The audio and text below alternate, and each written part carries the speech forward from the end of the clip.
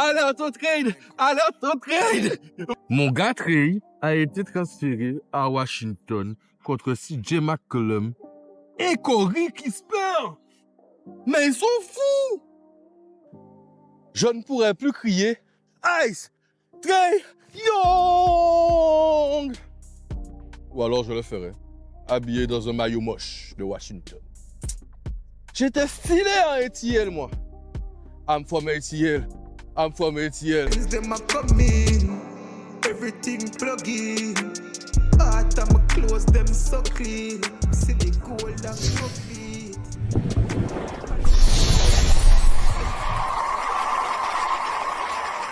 Alors, Trae Young, on connaît ses qualités. Superbe joueur offensif. Excellent passeur décisif. D'ailleurs, l'année dernière, il était numéro 1 en termes de passes décisifs dans la saison en NBA. Bon, on connaît ses défauts. La défense, quasi inexistante.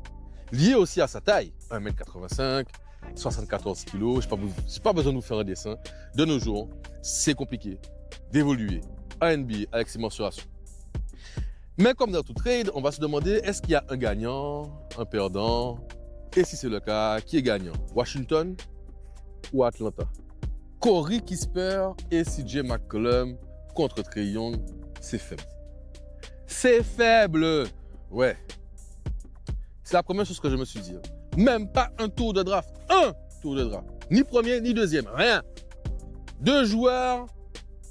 CJ McCollum, on sait, il a des qualités. Mais 34 ans. C'est un bon vétéran, oui.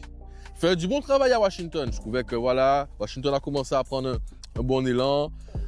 Formation des jeunes, transmission, très bon joueur offensif, très bon meneur. C'est bon, il organisait bien le jeu, oui.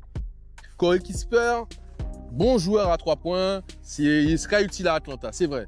Mais quand même, on n'est pas du niveau du multiple All-Star. Trae Young, Ice Trae Young, quand même, c'est pas la même chose. Bref. Et puis, bon, j'ai quand même dit, ils ont fait pas mal de trades l'année dernière à Atlanta. Pas mal de trades. DeAndre Hunter a été envoyé à Cleveland. Ils ont eu le temps de récupérer Terrence Mann et George Young, qu'ils ont déjà renvoyés pour récupérer Porzingis à l'intersaison. Nickel Alexander Walker a été signé à Atlanta et on voit ce que ça donne actuellement. Jalen Johnson est actuellement le franchise player d'Atlanta. Ça, je pense qu'il n'y a pas de doute. Quoique, on attend le choix de draft des Pelicans cette année, de 2026. Atlanta a le choix de draft des Pelicans, qui risque d'être un top pick. La draft de cette année s'annonce monumentale. Il ne faut pas la rater. C'est la meilleure draft depuis 2003 où on a vu LeBron, Wade, etc. Darren Peterson, il arrive fort. Sans compter Eji Dibenza, qui peut jouer le poste 3-4, qui a déjà fait MVP avec Team USA chez les jeunes. Nous avons aussi Cameron Boozer, fils de Carlos Boozer, légende NBA. Ouais, ça s'annonce très lourd. Faut pas rater ça. Est-ce que Atlanta va avoir le top 1 ou avoir un top pick? Les Hawks d'Atlanta, iront-ils chercher leur franchise player à la draft 2026? Alors peut-être qu'Atlanta fait de la place pour ce joueur qui va arriver dans leur effectif, parce que cet effectif est quand même pas mal. Et en plus, là, on peut se dire qu'il peut peut-être de la place au niveau salarial pour accueillir une star. Des noms commencent à circuler. Anthony Davis, notamment. Son nom circule. Et sachant qu'ils vont récupérer ensuite, certainement, le premier trou de draft de Pelicans, peut-être un Peterson, Cameron Boozer en fit avec Jalen Johnson. Ah, et Eji Bonsa en fit avec Jalen Johnson.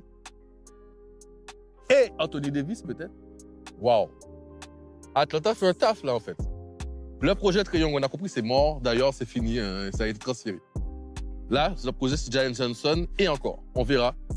J'ai hâte de voir ce qu'Atlanta va proposer par le futur.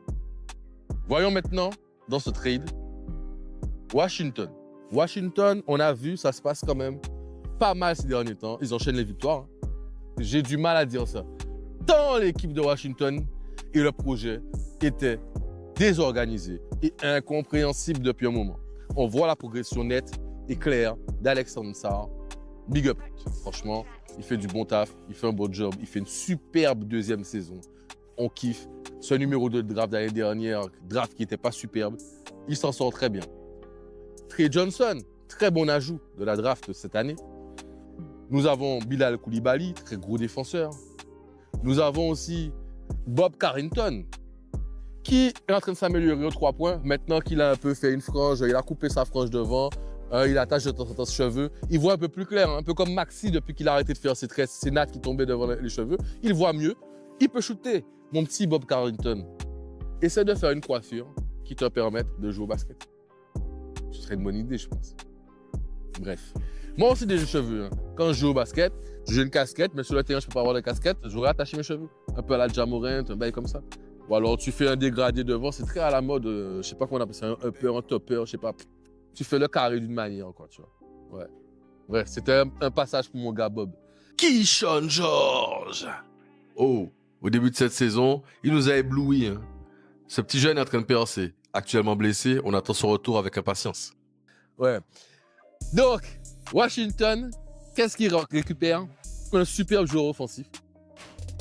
Un très bon organisateur de jeu. Pour mettre un peu de l'ordre dans cette fougue d'attaque de ces petits jeunes. Donc, dans le projet Washington, je trouve que c'est une très bonne avancée. Ça va un peu donner du cadre, un peu de star power aussi. Hein. Trey Young va aller refroidir un peu les adversaires qui vont venir à Washington. Enfin, Washington va avoir un franchise player qui va faire vendre des maillots. Depuis longtemps, c'était pas arrivé. Les vieux maillots moches de Washington. Et Trey Young, est-ce qu'il y a moyen de gérer un peu dans la DA pour qu'on puisse essayer de changer les maillots de Washington, qu'ils puissent enfin avoir un maillot beau? Bref, c'est un autre débat. Donc, Trey Young va apporter du star power. Les gens vont acheter des billets, des tickets pour aller voir Trey Young. Nous allons acheter des maillots. Il y avoir des choses. Moi, je suis pas encore prêt. Mais peut-être qu'un jour, on va chercher une veste dans les archives, un truc qui va peut-être me plaire. Bref. Donc, Washington, stabilité et avancer dans leur projet futur avec leurs jeunes de talent. Il a 27 ans, Trey Young. Il n'est pas si vieux que ça, contrairement à ce que j'entends partout. Et dans leur projet, ça pourra les aider. Ils pourront toujours le re-signer. Ça se trouve, on aura de bons résultats. Je ne pense pas forcément cette année, l'année d'après. Mais en tout cas, en même temps que nous avons notre progression d'Alexandre Sarr, Bob Carrington, Koulibaly et j'en passe, nous aurons aussi Trey Young qui va être à leur côté et qui va level up, les gars. Bon, qui est gagnant entre Atlanta et Washington au niveau du trade? Ben maintenant que je vous ai exposé mes arguments, je dirais que actuellement, au moment où nous parlons, je dirais que Washington a amplement gagné ce trade. Je parlerai même de braquage. Ils se sont fait avoir. C'est une arnaque. Si on devait voir à l'heure actuelle, on devait parler du trade, on dirait que c'est une arnaque. Cependant, si on regarde une perspective plus large, un cap salarial, c'est un peu dégrossi. On a fait de la place. Un franchise player clair, la hiérarchie un peu plus établie. Donc c'est clair dans le projet Atlanta. Nous avons donc des role players, franchise players, de bons joueurs, de l'argent. Nous avons un tour de draft. Donc nous avons encore la possibilité d'actifs. La trade deadline n'est pas encore arrivée. Pour ceux qui ne sont pas au courant des termes dans le basket, c'est-à-dire que la date limite de transfert n'est pas encore arrivée. Je crois qu'elle est en février, un peu avant le All-Star Game à peu près. Donc, plus beaucoup de temps pour la trade deadline, il faudra rester alerte sur au bord du terrain pour savoir quels sont les prochains moves de Atlanta. Mais je suis quand même déçu, je ne pourrais plus m'habiller comme ça pour crier Ice Trey. Il faut trouver quelqu'un d'autre, peut-être Nickel Alexander Walker. J'en ai déjà parlé sur la chaîne. Vous pouvez retrouver une vidéo qui parle de Nickel Alexander Walker. En scrollant un peu, vous allez retrouver. Pour le reste, n'hésitez pas à vous abonner pour plus de contenu. À me dire si vous trouvez que c'est un trade qui est gagnant pour Atlanta, qui est gagnant pour Washington. Quant à moi, je vous donne rendez-vous très rapidement, très rapidement, pour une prochaine vidéo sur Au bord du terrain.